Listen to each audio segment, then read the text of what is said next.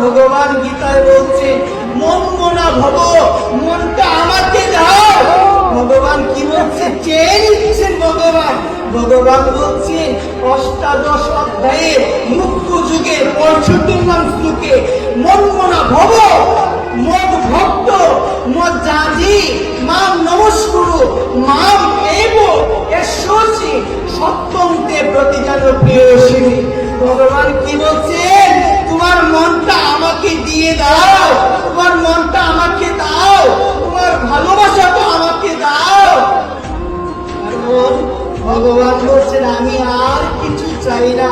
কারণ মা মনে রাখবে ঈশ্বর পরিষদে বলা আছে এই জগতে এই বিশ্ব ব্রহ্মাণ্ডে ঈশ্ববাস্যহিতম সর্বম দক্ষিণ জগত্তান জগৎ তেন তেত্তর ভুন্দিতা মা দীর্ঘস্য শীতলম।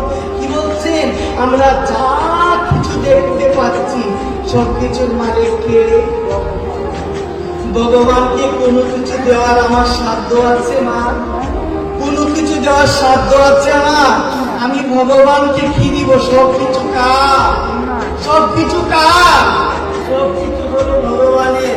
কিন্তু ভগবান বলছে তোমরা না ভালোবাসাটা আমাকে দাও, তোমাদের মনটা আমাকে দাও, আর কিছু দিতে হবে না, আর কোনো কিছু চাই না, তোমাদের ভালোবাসাটা আমাকে দাও। কাকে দিতে হবে? ভগবানকে দিতে হবে। কিন্তু আমরা কি করি জানেন?